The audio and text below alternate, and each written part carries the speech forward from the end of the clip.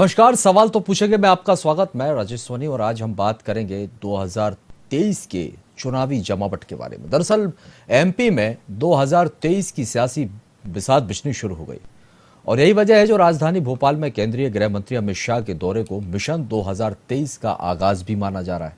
साथ ही सीएम शिवराज सिंह चौहान ने भी कन्या विवाह योजना 2.0 की शुरुआत कर दी। एक तरफ बीजेपी की अपनी तैयारी तो कांग्रेस भी इसमें पीछे नहीं। कांग्रेस ने भी पीसीसी चीफ कमलनाथ के बंगले पर बड़ी का आयोजन किया है। लिहाजा बीजेपी और कांग्रेस दोनों ने अपनी अपनी रणनीतियों को धार देना शुरू कर दिया। किसकी कैसी तैयारी है, इसी पर आज हम चर्चा करेंगे। कई मेहमान भी हमारे साथ जुड़ेंगे, लेकिन उससे पहले देखिए हमारी खास रिपोर्ट।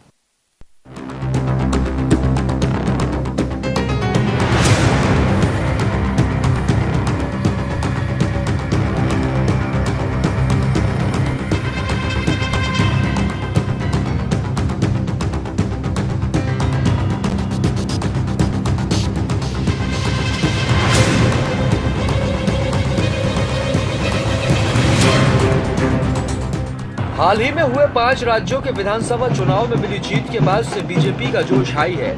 बीजेपी ने 2023 में होने वाले विधानसभा चुनाव शुरू कर दी हैं। ऐसे में बीजेपी का सबसे ज्यादा फोकस मध्य प्रदेश पर माना जा रहा है।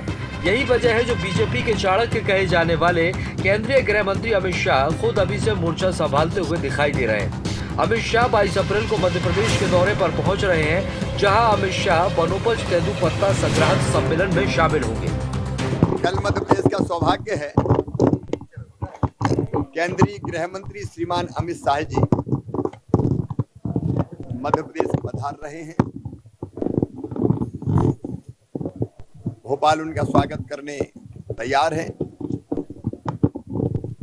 और गरीब की, विशेषकर हमारे जनजाति भाई बहनों की जिंदगी बदलने के 3 ऐसी सौगातें जो उनके हाथों से कल हमारे बहन भाइयों को मिलेगी।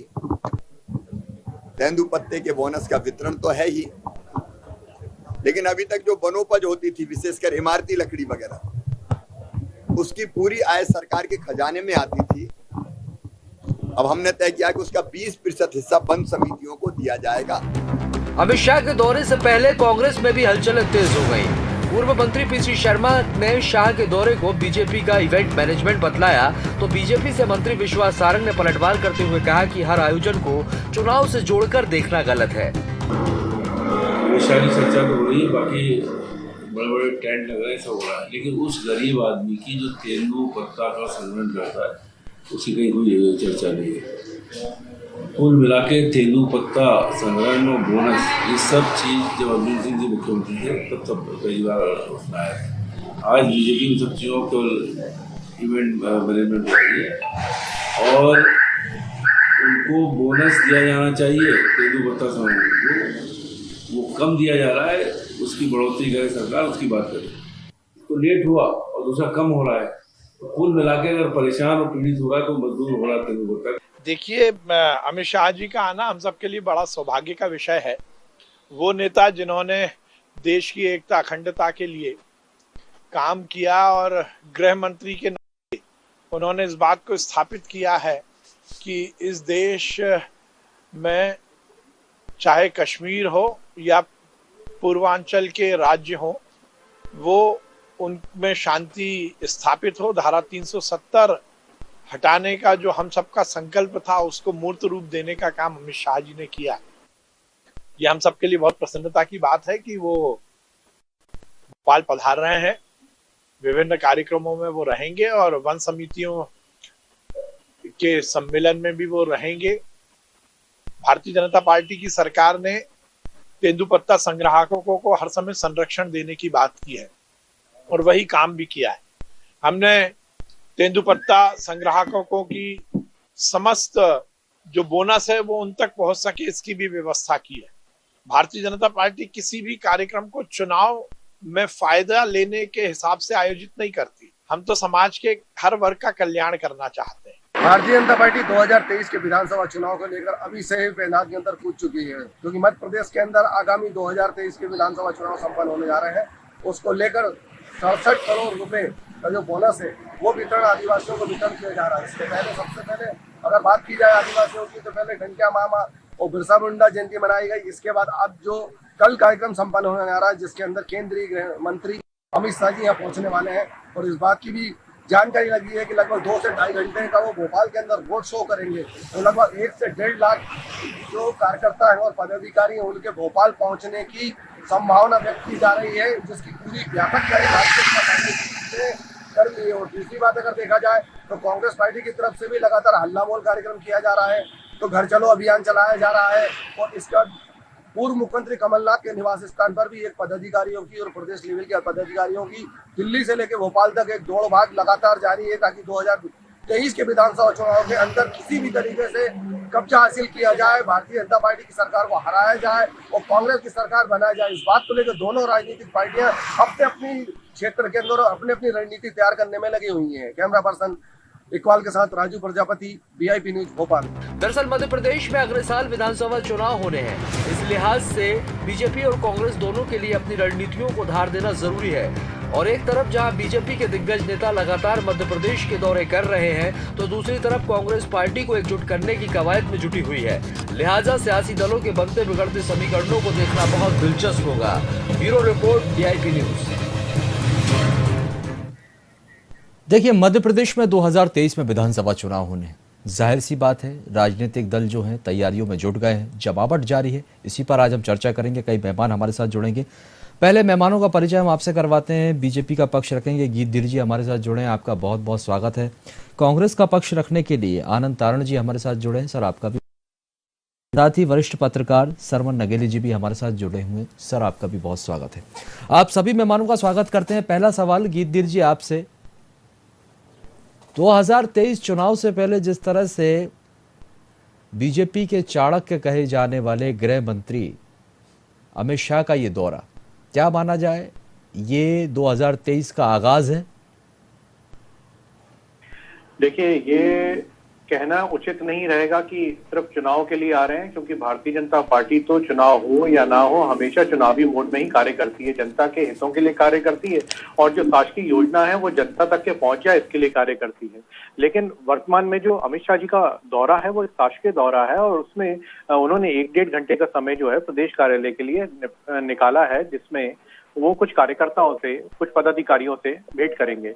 लेकिन ये कोई राजनीतिक कार्यक्रम उस दृष्टि से देखना इसको उचित नहीं रहेगा। लेकिन हाँ, ये कहना भी गलत है कि भारतीय जनता पार्टी जो है वो चुनावी मोड में काम, चुनाव ना हो, हम चुनाव जीतें, हम चुनाव हारें, लेकिन हम चुनावी मोड में काम करते हैं और जनता के हितों के लिए कार्य करते हैं। लेकिन एक महत्वपूर्ण बात यह है कि कल उनका जो कार्यक्रम है, मैं आपके चैनल के माध्यम से जनता को थोड़ा सा अवगत भी करवा देता हूँ, एक आइडिया जनता को भी लग जाएगा कि कार्यक्रम किस प्रकार का है। 10:30 बजे देखिए वो जो हवाई अड्डा है भोपाल का, वहाँ आएंगे। में सीधे 11:10 पे CPST पहुंचकर वृक्षारोपण का कार्यक्रम करेंगे, जहां 48वीं अखिल भारतीय पुलिस विज्ञान के कार्यक्रम में शामिल होंगे। फिर दोपहर 1:30 बजे वो मुख्यमंत्री आवास पहुंचेंगे।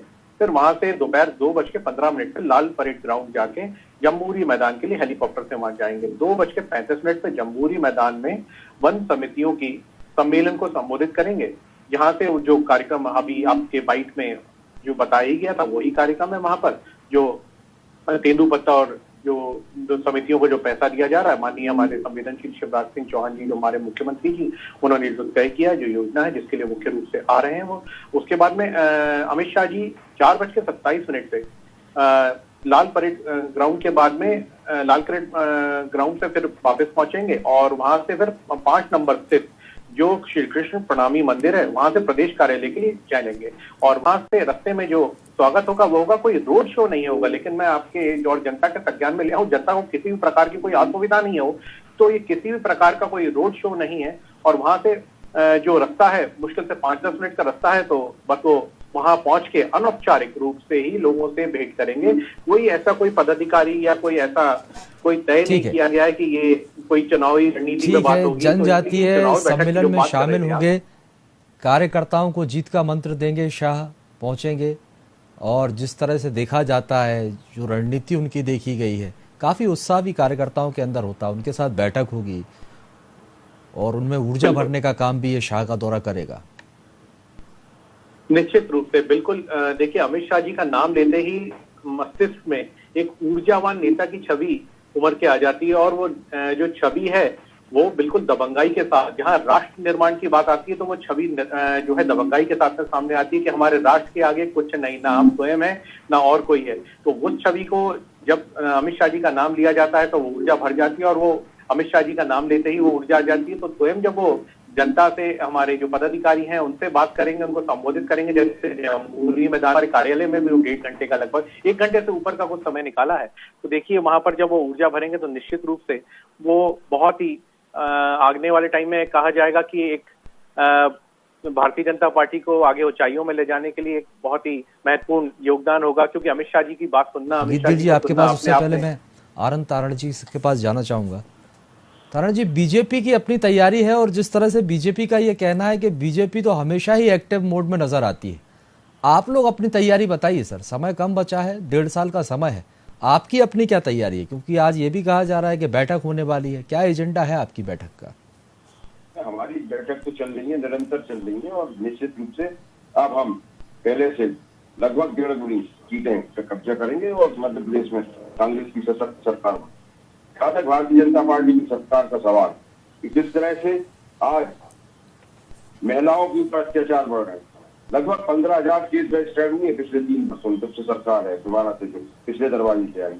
किस तरह से बिजली का संकट पूरे प्रदेश में है, किस तरह से लोग परेशान हैं, हर तरह से लोग परेशान हैं। और इसके बाद भारतीय जनता पार्टी कहती है कि हम तो इलेक्शन मूड में, मतलब इन्हें केवल इलेक्शन ही लड़ना है, सत्ता का सुख बोलना है, जनता से कोई लेना नहीं। इस तरह से ओबीसी के लोग परेशान हैं, बातें कर रहे हैं कि हम प्रदेश में 50% ओबीसी है, हम 35%, 30% देंगे। कब देंगे भाई? 18 साल से 3 मुख्यमंत्री रहे मध्य प्रदेश में, बाबूलाल गौर रहे, उमा भारती नहीं है, और बाहर क्यों हो गए? क्या कर रहे हैं ओबीसी? अगर ऐसा था, केवल और केवल इनके पास सच्चाई है, केवल और केवल एक ही काम है कि बस सत्ता का सुख हासिल करना है। आज लोग परेशान है, मतलब हर तरीके से, किस तरह से लोग आत्महत्याएं कर रहे हैं। भैया आत्महत्या क्यों कर रहे हैं? बिजली के मामले में ये नई कानून बना रहे हैं कि छेड़छाड़ करेंगे तो सजा होगी। अरे भाई, सस्ती बिजली देनी चाहिए। आज ये हाल है, बिजली का संकट भी हो गया, बोलते हमारे यहाँ पर्याप्त है, हम दूसरे राज्यों को भी दे रहे हैं, और इधर बोलते हैं कि साहब आपको सजा भी देंगे। अरे रेट कम करें, लोग परेशान हो रहे हैं। किस तरह से अराजकता का माहौल हो रहा है प्रदेश में, महंगाई चरम सीमा पर है, लोग नौकरी के लिए परेशान है, लगभग 91% बेरोजगार है। लेकिन भारतीय जनता पार्टी के हमारे मित्र कहते हैं हम तो चुनाव एक्शन में ही रहते हैं, 24 घंटे 365 दिन चुनाव एक्शन में ही रहते हैं। पर ये किस तरह की बातें करते हैं? मतलब इन्हें सेवा का काम नहीं है, यहाँ पे जनता की सेवा करना है। जनता की सेवा का जो हम संकल्प लेते हैं उससे हम अलग हट गए, केवल हम बात कर रहे हैं कि हम साथ 24 घंटे। अरे जनता की सेवा करिए, बातें बहुत करते हैं, धरातल पे लेके आए, जो घोषणाएं कर रहे हैं, घोषणाएं बहुत सारी करती हैं, हजारों घोषणाएं करती हैं। अब तो उनको भी याद नहीं होगा जिनने घोषणाएं करनी है। उन्होंने बहुत सारे, उनकी गाड़ियों में तो बहुत सारे को रखे रहते, नारियल उनको छोड़ देते थे, लेकिन कहाँ है? जनता तो परेशान है ना। और कांग्रेस हमेशा जनता की सेवा करती है, जनता की सेवा के लिए तत्पर रहती है, और जनता के अंतिम व्यक्ति को भी देश की मुख्य धारा में, प्रदेश की मुख्य धारा में शामिल करने की बात करती है। और निश्चित रूप से आने वाला समय कांग्रेस का है, क्योंकि जिस तरह से इन्होंने जनता के जनादेश पर डाका डाला है, जनता भी इनसे उत्तेजित है, इनसे नाराज है, और आने वाले समय में इसका भारतीय जनता पार्टी को दुष्परिणाम भुगतना। ठीक है सर, देखेंगे आप कितने दमखम से मुद्दे उठा पाते हैं, जनता के बीच जनता का जनादेश आपको मिलता है। लेकिन जो गंभीर आरोप लगा रहे हैं उस तरह से यदि देखा जाए तो कांग्रेस शासित जो राज्य है वहां तो महंगाई है ही नहीं सर। चलिए गिद्धर जी, आपसे ये सवाल, ठीक है, मैं बात कर रहा हूँ, सुनिए, मैं बात कर रहा हूँ मध्य प्रदेश की। और महंगाई ये केंद्र सरकार की गलत नीतियों पे। आज डीजल पेट्रोल जो बोलते थे 30 रुपए 35 रुपए करेंगे, डीजल पेट्रोल सरकार में आने के बाद आज 3 में आपकी जानकारी में है, पाकिस्तान में क्या हाल है आपकी जानकारी में है, और आपके राहुल गांधी विदेशों में महंगाई पे जा रहे हैं, आपको जानकारी में है। ये बताइए। चलिए आपके एक सवाल का और जवाब ले लेता हूं मैं यहाँ पर गिद्धर जी से। गिद्धर जी, ठीक है, मैं मध्य प्रदेश पे ही बात कर लेता हूँ। आपका ही डिसीजन था 27% आरक्षण, उसको लेकर मैं सवाल पूछ लेता हूं गिद्धर जी से। गिद्धर जी, 27% आरक्षण को लेकर जिस तरह का पेच फंसा, और ट्रिपल टेस्ट के 2 चरण आप लोगों ने पूरे कर लिए, तो क्या अब पंचायत चुनाव का रास्ता साफ होता हुआ नजर आ रहा है? क्या बहुत जल्द तारीखों का ऐलान होगा?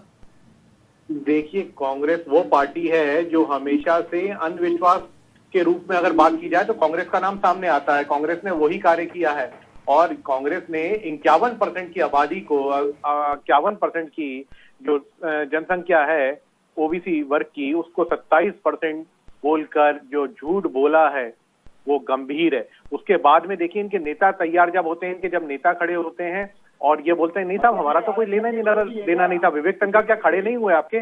तो ये जो है कांग्रेस का हमेशा पकड़ा गया है। और जब हम बात करते हैं कि दलित वर्ग की, अल्पसंख्यक जाति की, जनजाति की या ओबीसी वर्ग की, तो इन्होंने हमेशा चला। इनके कमलनाथ जी तो यहाँ तक के बोल आए थे कि दलित जो है वो हिंदू ही नहीं होता, ये इस प्रकार के बयान आते थे। धर्म, ये मैं इसलिए बता रहा हूँ क्योंकि जाति वर्ग में कैसे तोड़ते हैं।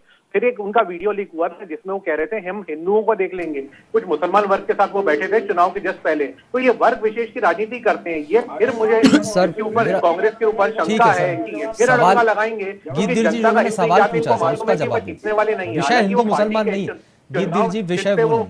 जो मैंने सवाल पूछा सर उसका जवाब मैं उसी पे आ रहा हूँ जी। देखिए क्या है, हालांकि ये जो चुनाव है पंचायत वाला, ये पार्टी के चुनाव चिन्ह पे नहीं होता है, लेकिन इनके जो लोग हैं, इनसे जो जुड़े हुए लोग हैं, इनको निश्चित रूप से मालूम है। इनके सबको मालूम है, कमलनाथ जी के सबसे करीबी व्यक्ति एक इनके कांग्रेस के प्रवक्ता भी हैं, वो उन्हीं ने, उनको ही बड़ी मिर्ची लग रही थी अल्पसंख्यक मोर्चे के लिए से आते हैं वो। तो बड़ी कांग्रेस के साथ में विडंबना है कि जनता का हित नहीं चाहते, ये इनके ऊपर लालसा। अभी भी बोल रहे हैं कि सत्ता में साहब हम जनता के लिए सेवा के, हम कोई राज नहीं करते। आपके राजा साहब होते थे, हमारे यहाँ राजा साहब नहीं होते। हमारे प्रधान सेवक हैं मोदी जी भी, हमारे माननीय प्रधानमंत्री जी हैं, वो भी अपने आप को प्रधान सेवक बोलते हैं। हमारे यहाँ साहब वाब नहीं होते इस तरीके के राजा साहब और ये सब जो जनता को ही झाड़ू लगा के लूट लें। और आप जो अभी तक के कोयले की और इन सब की बातें कर रहे थे, मैं बड़े अच्छे से सुन रहा था। वो आपने कैसी बातें करी? आप क्या उजाले में नहीं बैठे? आपके यहाँ क्या अंधेरा है? ये दिग्गी राजा के टाइम पे होता था कि बंटा ढार बोलते थे उनको। और अभी आपसे जनता के साथ क्या क्या छलावा नहीं किया? अल्पमत की सरकार चला रहे थे उस टाइम पे, जब प्रोटेस्ट की बात है तो धड़ गिर गई आपकी सरकार, सबने देखा। तारण जी देखिए, असलियत मानने में कोई बात नहीं। और 5 राज्यों के जो परिणाम आए उन्होंने साफ कर दिया है। जवाब दीजिए, जनता पूछ रही है, जवाब देखिए मेरे को राजेश जी का उत्तर देने दीजिए। आनंद जी वही पूछ रहा हूँ सर, मेरा समय बहुत कीमती है। जो सवाल पूछा उसका जवाब मिल जाए तो ठीक। बोल रहे हैं अब आप दिग्विजय सिंह पर चले गए, इधर उधर जा रहे हैं सर। जो सवाल है उसका जवाब दे दीजिए, क्योंकि 35% आरक्षण की अब बात कही जा रही, जो सर्वे हुआ है। अब क्या कोर्ट में फिर याचिका दायर होगी, रास्ता साफ होगा, तारीखों का ऐलान क्या होने वाला है? जी, भारतीय जनता पार्टी की 27 पर तो पेज फंसा हुआ था, सर्वे में तो 35% की बात की जा रही है। स्वीकार नहीं किया जाएगा जी। जो सच्चाई है, देखिए किसी का भी नुकसान ना हो, हमारी हमेशा से यही जो है वो अपेक्षा रहती है और इसी पे हम कारगर हैं। तो निश्चित रूप से अगर सच्चाई सामने आती तो कोई ऑब्जेक्शन की बात ही नहीं, निश्चित रूप से कार्रवाई करवाई जाएगी। 27% देंगे, गीत जी कह रहे हैं कि ज्यादा कम दिया 27%। यहाँ पे संगत किया प्रवक्ता को। मैं आनंद जी आपकी आवाज भी क्लियर नहीं आ रही और विषय से क्या है कि आप बताइए, पूछिए आनंद जी, आपका सवाल पूछिए। जल्दी से पूछिए आनंद जी, उसके बाद सरमन नगेले जी वरिष्ठ पत्रकार भी हमारे साथ जुड़े हुए, उनके पास भी जाना। आनंद तारण जी, मैं बोल रहा हूँ ये जवाब तो दे। आप सही बोल रहे हैं कि सरकार सही बोल रही है, ये बोल रहे हैं 27% भी ज्यादा है। सरकार 27% आपका झूठ था ना, आपने झूठ बोला था ना, मतलब साफ हो गया ना, आपने झूठ बोला था ना। 27% तो नहीं है ना, 27% तो नहीं है ना, ये झूठ आपका सामने आ गया ना, जनता आप खुद स्वीकार कर रहे हैं ना चैनल के माध्यम से। एक जिम्मेदार चैनल है और जिम्मेदार पत्रकार है हमारे साथ में। 27% पर पेज फंस गया, 35% सर्वे में आ रहा है, तो अब कैसे होगा? 27 तो हो नहीं रहा था, 35 कैसे हो पाएगा? 51% की बात हम कर रहे थे, 35 आ गया, यानी कि कांग्रेस ने झूठ बोला था। और ना केवल इन्होंने न्यायालय में बल्कि विधानसभा के पटल पे भी इन्होंने झूठ परोसा था। यहाँ पर जो है आनंद जी, इस बात को स्वीकार करने में कोई हर्जा नहीं जब जनता के हित के लिए बात आती है। ठीक है, शर्मन नगेले जी आपके पास आऊंगा सर। सर आप कैसे देखते हैं गृह मंत्री अमित शाह के इस दौरे को? क्योंकि हमने इससे पहले देखा नरेंद्र मोदी जी यहाँ पर आते हैं और अब गृह मंत्री अमित शाह का ये दौरा, क्या ये ट्राइबल पॉलिटिक्स का कोई हिस्सा हो सकता है? देखिए राजेश जी, ये आपका बिल्कुल वाजिब सवाल है और आप बिल्कुल सही फरमा रहे हैं कि जब कोई भी राजनीतिक दल जन कल्याण से जुड़े हुए कार्यों में लगे रहते हैं तो उनका जो अंतिम ध्येय है, जो उनका अंतिम जो लक्ष्य रहता है वो ये रहता है कि उनकी सत्ता में वापसी या सत्ता उनके पास बरकरार बनी रहे, इसके लिए उनको जो भी जन कल्याण के कार्यक्रम करना है, या जनता से कनेक्ट होना है, या पार्टी कार्यकर्ताओं से कनेक्ट होना है, या पार्टी कार्यकर्ताओं के बीच में जाना है, वो इस तरह के कार्यक्रम और रणनीति बनाते रहते हैं। ये उसी का हिस्सा, आपने बिल्कुल सही फरमाया है कि जो वन समितियों के सम्मेलन में जो बोनस वितरण का जो कार्यक्रम होगा, वो एक वर्ग विशेष है जिसको कि मध्य प्रदेश में अनुसूचित जनजाति कहा जाता है। अनुसूचित जनजाति वर्ग के लोग जो है ना, वो उस तेंदु पत्ता वितरण समारोह का जो कार्यक्रम होता है उसमें वो लाभान्वित होते हैं।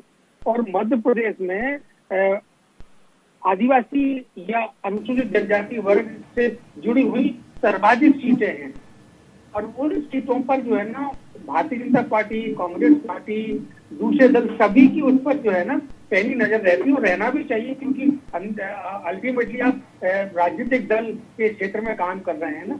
तो ये उसी का एक हिस्सा जो है ना, मेरे को प्रतीत होता है कि ठीक है, आदिवासियों का भला हो, उनका कल्याण हो, उनको मुआवजा मिले, उनको सारी सुविधाएं मिले, लेकिन जब उनको सुविधाएं मिलेगी, मुआवजा मिलेगा, पैसा मिलेगा, उनका कल्याण होगा, तो वो किसके पास जाएंगे? वो उनकी जानकारी में रहेगा कि ये भारतीय जनता पार्टी की सरकार है, ये माननीय शिवराज सिंह चौहान जी की सरकार है, उनकी लीडरशिप में हमको ये लाभ हो रहा है, तो कहीं ना कहीं उनके मन में ये रहेगा कि इनके नेतृत्व में हमारा लाभ हुआ, हम इनको मतदान करें। तो ये उसी का पूरा एक रणनीति है। अब देखिए, कांग्रेस पार्टी भी इसमें काम कर रही है, कांग्रेस पार्टी ने भी इसमें काम किया। कांग्रेस पार्टी ने भी जो है ना, वो जो जब मध्य प्रदेश के मुख्यमंत्री रहे माननीय कमलनाथ जी, उन्होंने भी आदिवासियों के लिए बहुत सारी योजनाएं चलाई, उन्होंने भी वन समितियों के कार्यक्रम कराए, उन्होंने भी जो है ना जो इनका ट्राइबल डिपार्टमेंट है उसके साथ उन्होंने आदिवासियों के कल्याण के लिए, उनके छात्रावास के लिए, उनकी बाकी चीजों के लिए उन्होंने बजट का प्रावधान किया। उन्होंने भी जो है ना एक वन मित्र करके सॉफ्टवेयर बनवाया था, जिससे कि पूरी जो मध्य प्रदेश के जो आदिवासी वर्ग हैं, जिनका भूमि अधिकार का जो मामले जो पेंडिंग है, उनको कलेक्टर महोदय तत्काल उनका निराकरण कराए। उसके लिए उन्होंने वीडियो कॉन्फ्रेंसिंग में भी इस बात को जिक्र किया था, बीसी के माध्यम से कलेक्टर को निर्देश दिए थे। तो देखिए, उनके भी केंद्र बिंदु में आदिवासी है, भारतीय जनता पार्टी के केंद्र बिंदु में भी आदिवासी है। मध्य प्रदेश के मुख्यमंत्री माननीय शिवराज सिंह चौहान जी ने इसके पहले बिरसा मुंडा जी का समारोह किया, फिर उसके पहले उन्होंने टंट्या भील का किया। वो आदिवासी जो विधानसभा क्षेत्र हैं वहाँ लगातार जा रहे हैं, चाहे वो उनके रघुनाथ शाह हो, जो भी आदिवासी वर्ग के या अनुसूचित जनजाति कल्याण से जुड़े हुए जो लोग हैं, जो उनके नेता हैं, या जिनको कि वो अपना भगवान आदि मुंडा की बात आती है, उनको भगवान मानते हैं। तो जो भी किसी न किसी रूप में अनुसूचित जनजाति वर्ग से जुड़े हुए लोग हैं, या उनका जो कल्याण करते हैं, उनके जो मसीहा हैं, या उनके रूप में जो उनके बलदेव हैं या भगवान है, वो उनके बीच में सारे राजनीतिक दल जाते हैं। तो जो माननीय शिवराज सिंह चौहान जी ने इतने सारे कार्यक्रम किए, माननीय कमलनाथ जी ने इतने सारे कार्यक्रम किए, ये इसीलिए कार्यक्रम किए कि किसी न किसी तरह से आदिवासी वर्ग के लोगों का मतदान, आदिवासी वर्ग जो है वो सियासी दलों के केंद्र में रहा है। अगला सवाल मेरा ये है, नगेंद्र जी, मैं आपसे ये समझना चाहूंगा, जिस तरह से पंचायत चुनाव को लेकर पेच फंसा था, 27% को लेकर पेच फंस रहा था, परिसीमन को लेकर बात कही जा रही थी, और यहाँ पर जब हमने देखा कि जब सर्वे किया गया तो 35% की बात की जा रही है, याचिका लगाने की बात कोर्ट में की जा रही है। अब ऐसे में आप कैसे देखते हैं, क्या पंचायत चुनाव का रास्ता आगे साफ होने वाला है? तारीखों का कुछ ऐलान हो सकता है, सरकार कुछ फैसला ले सकती है, कोर्ट का क्या कुछ निर्णय आ सकता है? क्योंकि पेच तो 27 पे फंसा था, 35 की बात की जा रही है। देखिए राजेश जी, मामला जहां तक मेरी जानकारी में है, हो सकता है कि आपके पास कहीं कोई किसी सूत्रों से जानकारी आ गई हो तो आप उसको बता देना। तो मेरी जानकारी में ये है कि जो विषय है वो सुप्रीम कोर्ट के अधीन है। अब सुप्रीम कोर्ट क्या निर्णय लेगा, इसके कयास या इस पर कोई किसी तरह की टिप्पणी करना मेरे जैसे पत्रकार के लिए उचित नहीं होगा। तो अभी मामला चूंकि सुप्रीम कोर्ट में है, सुप्रीम कोर्ट का जो भी डायरेक्शन आएगा वो राज्य सरकार को मानना होगा। तो मेरे को अभी इसमें कोई ऐसा अभी तो मेरे को कुछ ऐसा उसका रास्ता साफ होता हुआ नहीं दिख रहा है कि सुप्रीम कोर्ट, अभी तो सुप्रीम कोर्ट में हियरिंग होगी, फिर सुप्रीम कोर्ट में हियरिंग के बाद दोनों दलों के जो लोग उसमें इंटरव्यूइंग है, जो उनके एडवोकेट जनरल है या जो उनके पक्षकार लोग हैं, वो अपनी बात रखेंगे। हो सकता है कि उसमें जो किसी एक वर्ग विशेष के पक्ष में निर्णय आए तो फिर उसमें डबल मेरिट में चला जाए मामला, फिर उसके बाद आगे भी ले जा सकते हैं मामला, उसमें रिट पिटीशन भी हो, कुछ भी। देखिए राजनीतिक दल जो है ना वो अपने अपने तरीके से काम करते हैं, तो मेरे को तो अभी उसमें कुछ ऐसा अभी स्पष्ट रूप से देखने में, सुनने में या पढ़ने में नजर नहीं आया, क्योंकि अभी इस तरह का कोई निर्णय आया नहीं है। अब जहां तक जो 27 और जो 35% आरक्षण की बात आपने कही है, तो ये जो सर्वे की बात कह रहे हैं आप, ये सर्वे मध्य प्रदेश पिछड़ा वर्ग आयोग ने किया है या मध्य प्रदेश पिछड़ा वर्ग कल्याण आयोग ने किया? ये अभी इसमें भ्रम की स्थिति बनी हुई है। देखिए मध्य प्रदेश पिछड़ा वर्ग आयोग जो है ना वो संवैधानिक संस्था है। मध्य प्रदेश पिछड़ा वर्ग कल्याण आयोग वो राज्य सरकार ने एक ऑर्डिनेंस के तहत बनाई है, राज्य सरकार ने एक अपना एक आर्डर के तहत बनाई है, जिसके कि माननीय गौरीशंकर बिसेन जी है। और जो मध्य प्रदेश पिछड़ा वर्ग आयोग है उसके अध्यक्ष माननीय एडवोकेट जेपी धनोपिया जी हैं। वो मामला उनका हाई कोर्ट में चल रहा है, हाई कोर्ट में मामला उनका सब जुडिस है। तो अब इसमें ये जो सर्वे आया है वो किसका आया है, किसके लिए आया है, ये अभी इस पे कुछ भ्रम की स्थिति बनी हुई है। यदि इसमें आपके पास कुछ इनपुट हो तो जरूर बताइएगा।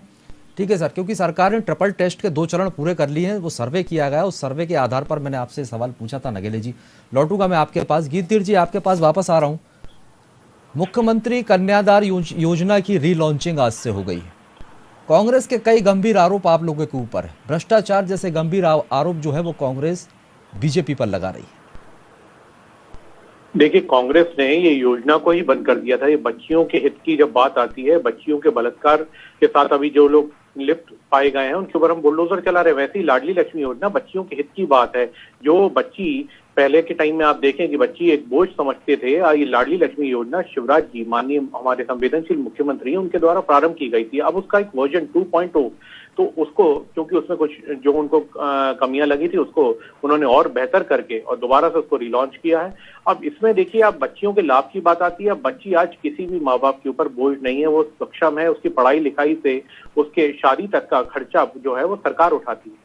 तो निश्चित रूप से कांग्रेस का काम केवल और केवल जनहित की चीजों को बंद करना है। इनके राहुल गांधी जो हैं वो अपनी इटालियन मम्मी के साथ में बाहर निकल जाते हैं। इनको फुल टाइम जिनके पास राष्ट्रीय अध्यक्ष नहीं है वो लाडली लक्ष्मी योजना को क्या समझेगा।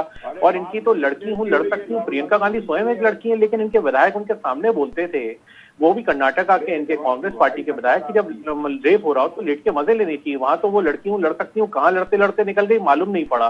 तो ये जो है केवल बातें करते हैं और जब महिलाओं के हित की बातें आती हैं तो ऐसा गोलमोल हो जाते हैं कि अता पता नहीं रहता। चाहे इनके दिग्विजय सिंह जी हो, चाहे इनके कमलनाथ जी हो, इनके वरिष्ठ नेताओं का मुंह नहीं खुलता वहां पर। तो लाडली लक्ष्मी योजना के ऊपर किस प्रकार से ये लोग जो है आवाज उठा सकते हैं। इन्होंने कितनी शादियां करवाई, कितने बच्चियों को जो है वो अपना लाडली लक्ष्मी योजना के अंतर्गत, ये दोनों योजनाओं की मैं बात कर रहा हूं आपसे, विवाह योजना की भी और लाडली लक्ष्मी योजना की भी। महिलाओं के तो ये एकदम अगर आप सोचें तो जितने काम उनके बिगाड़ सकते हैं कांग्रेस उसमें विश्वास रखती है और कांग्रेस ने वही किया है। विपरीत परिस्थितियों में जो है ये कांग्रेस हमेशा से मध्य प्रदेश को लाने का काम करती रही है जब जब सत्ता में आई, और 15 महीने में भी इन्होंने किया था। तो लाजमी सी बात है कि इनको तो मिर्ची लगना स्वाभाविक है जब कोई जनहित के कार्य अच्छे हो रहे हैं तो। और देखिए इसकी पूरी विश्व सराहना कर चुका है और इस योजना को पूरा हिंदुस्तान जो है अपना चुका है। अलग अलग नामों से पूरे देश में योजनाएं आज लागू हो चुकी हैं और इनका काम एक इसमें बता दें कि हमने इसके बेहतरी के लिए कार्य किया था, इसके आसपास भी कुछ कार्य किया था। आपकी राष्ट्रीय अध्यक्ष स्वयं एक महिला है, आपने महिलाओं के लिए क्या किया? राजस्थान नंबर 1 पे है आज अपराधों के मामले में। जब महिला अपराधों के बारे में, बाल अपराधों के बारे में हम बात करते हैं तो राजस्थान में तो नंबर 1 पे है, वहां कोई बात नहीं करते। महंगाई बेरोजगारी की बात आनंद तारण जी आपसे पूछूंगा, सर आप पर यह आरोप है आप लोगों ने जनहितैषी योजनाएं बंद करवाई। सरकार जब बदलती है अमूमन देखने को मिलता है आमूलचूल परिवर्तन किए जाते हैं, अपने अपने हिसाब से सरकारें योजनाओं में परिवर्तन करती हैं, लेकिन गंभीर आरोप यहाँ पर यह है कि कई जनहितैषी योजनाओं को आपने बंद किया। देखिए हमको 15 महीने काम करने का समय मिला। हमने लाडली लक्ष्मी योजना में 25,000 से 51,000 रुपए करे और वो पैसे भी नकद देने की बात थी। भारतीय जनता पार्टी की जो 25,000 रुपए की योजना थी उसमें किस तरह से घपलेबाजी हुई, किस तरह से नकली शादी हुई, किस तरह से नकली जेवर दिए गए, किस तरह से नकली सामान दिए गए, ये भी पूरे प्रदेश और देश ने देखा है। ये भारतीय जनता अच्छा दूसरा ये योजना 14,476 केस मध्य प्रदेश में भाजपा की सरकार में हुए हैं पिछले दरबारी सरकार आई है। बात कर रहे हैं कांग्रेस की। अरे क्यों घबरा गए थे कांग्रेस की सरकार से, क्यों गिराई थी? आपके मुख्यमंत्री ने बोला कि भैया हमारे ऊपर करवाया बोल रहा है कि मध्य प्रदेश की सरकार मैंने आपको ये तो भारतीय जनता पार्टी के लोगों ने बोला था। आज किस तरह से घबराहट है। अरे भाई आज सरकार में आप हो, जवाब दे रहे आप हो, आपको देने चाहिए। हमारी सरकार 15 महीने की सरकार थी, 11 महीने 10 महीने का काम करने का टाइम मिला, लेकिन इसमें भी 27 लाख किसानों का कर्जा माफ किया मध्य प्रदेश की कमलनाथ की सरकार ने।